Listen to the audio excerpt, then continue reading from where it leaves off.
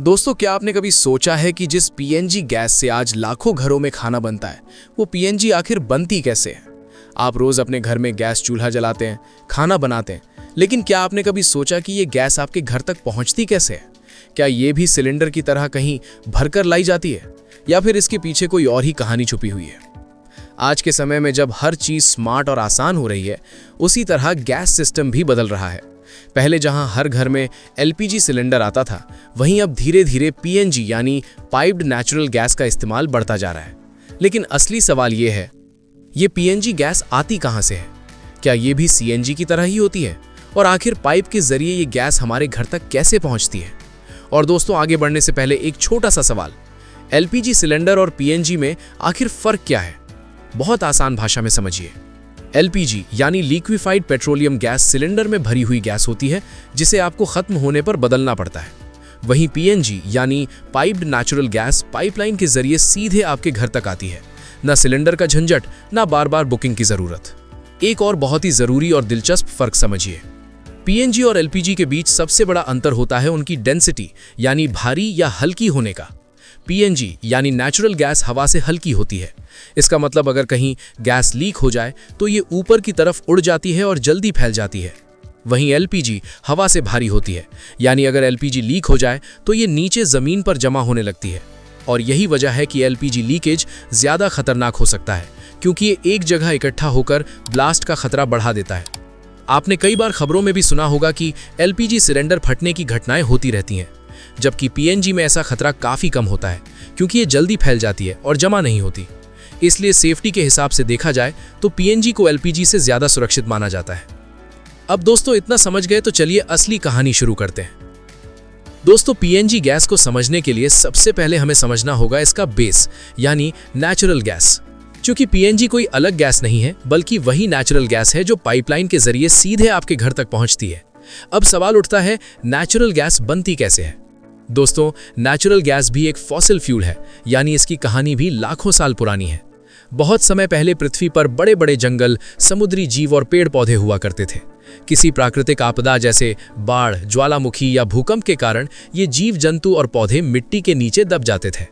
समय के साथ इन पर मिट्टी और पत्थरों की मोटी परतें जमती चली गईं। अब सोचिए, लाखों साल तक दबे रहने के कारण इन पर कितना ज्यादा दबाव और गर्मी पड़ी होगी।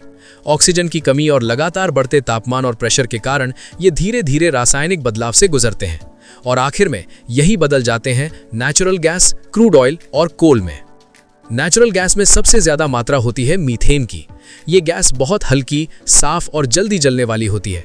इसी वजह से इसे ईंधन के रूप में इस्तेमाल किया जाता है। अब अगला सवाल, वैज्ञानिकों को कैसे पता चलता है कि जमीन के नीचे नेचुरल गैस है? इसके लिए इस्तेमाल होता है एक खास तरीका, साइस्मिक सर्वे। इस तकनीक में जमीन के अंदर कंपन यानी तरंगे भेजी जाती हैं।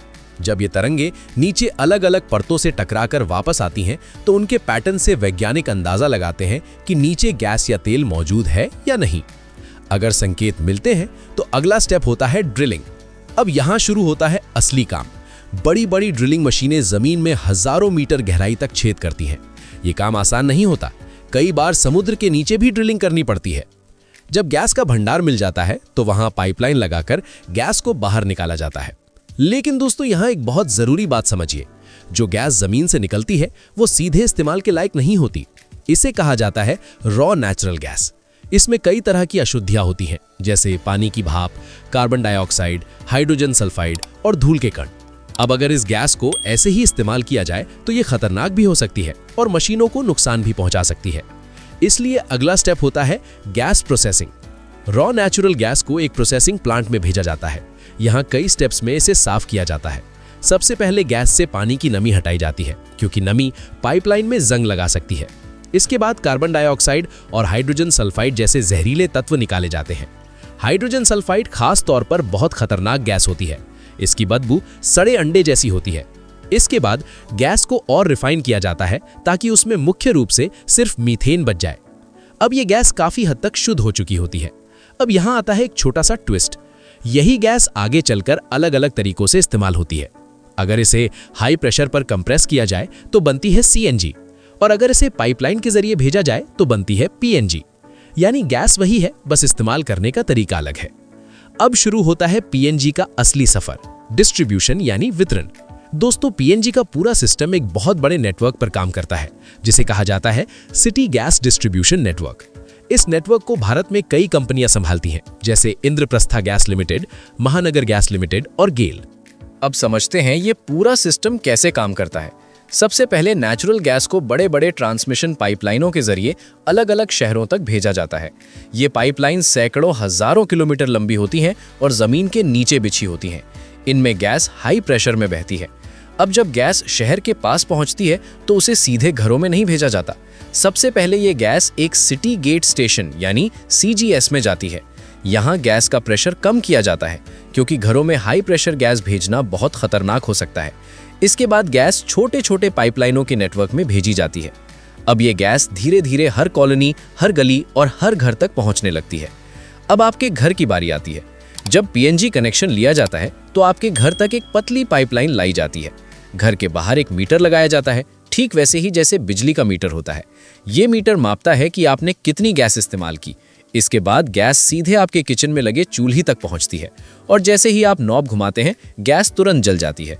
अब एक बहुत ही दिलचस्प बात, नेचुरल गैस असल में बिना गंध की होती है, यानी इसमें कोई स्मेल नहीं होती। लेकिन पीएनजी में आपको हल्की बदबू जरूर आती है। ऐसा इसलिए किया जाता है ताकि अगर कहीं गैस लीकेज हो तो आपको तुरंत पता चल जाए। इसके लिए गैस में एक खास केमिकल मिलाया जाता है जिसे ओडोरेंट कहते हैं। इसकी गंध बहुत तेज होती है जिससे सुरक्षा बनी रहती है। अब बात करते हैं पीएनजी के फायदे। सबसे बड़ा फायदा है सुविधा। न सिलेंडर खत्म होने का डर, न बुकिंग की झंझट। दूसरा, ये लगातार सप्लाई देता है। तीसरा, ये साफ ईंधन है जिससे कम प्रदूषण होता है। और चौथा, लंबे समय में ये किफायती भी पड़ता है। लेकिन दोस्तों, हर चीज के कुछ नुकसान भी होते हैं। पीएनजी हर जगह उपलब्ध नहीं है। इंस्टॉलेशन का शुरुआती खर्च हो सकता है और अगर कभी पाइपलाइन में दिक्कत आए तो सप्लाई रुक भी सकती है।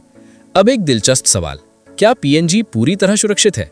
जवाब है हाँ। अगर सही तरीके से इस्तेमाल किया जाए तो ये बहुत सुरक्षित है। इसमें कई तरह के सेफ्टी सिस्टम होते हैं, जैसे pressure control, automatic cut off और लीकेज डिटेक्शन। अब अंत में एक बड़ी बात समझिए, नेचुरल गैस एक नॉन रिन्यूएबल रिसोर्स है, यानी ये भी एक दिन खत्म हो सकती है। इसीलिए आज दुनिया धीरे धीरे रिन्यूएबल एनर्जी और इलेक्ट्रिक सिस्टम की तरफ बढ़ रही है। तो दोस्तों, अगर पूरी कहानी को एक लाइन में समझें तो पीएनजी की कहानी कुछ ऐसी है। लाखों साल पुराने जीवाश्म, natural gas, extraction, cleaning, pipeline network, city distribution और आखिर में आपके किचन तक। अब जब भी आप अपने घर में गैस चूल्हा जलाएं तो एक बार जरूर सोचिएगा कि ये सिर्फ एक गैस नहीं है। इसके पीछे लाखों साल की प्राकृतिक प्रक्रिया, आधुनिक तकनीक, हजारों किलोमीटर लंबी पाइपलाइन और पूरी एक इंडस्ट्री काम कर रही है। तो दोस्तों, यही थी आज की वीडियो जिसमें हमने जाना कि पीएनजी गैस कैसे बनती है और हमारे घर तक कैसे पहुंचती है। अब आप कमेंट में जरूर बताइए कि आप ये वीडियो किस शहर से देख रहे हैं और क्या आपके घर में पीएनजी कनेक्शन है या अभी भी एलपीजी गैस सिलेंडर इस्तेमाल करते हैं। अगर वीडियो पसंद आई हो तो लाइक जरूर करें और ऐसे ही ज्ञानवर्धक वीडियो के लिए चैनल को सब्सक्राइब करके बेल आइकन जरूर दबाएं। अब मैं चलता हूं। अगर आपको जानना है कि एलपीजी गैस और पेट्रोल कैसे बनता है तो इन दोनों वीडियो को क्लिक करके देख सकते हैं।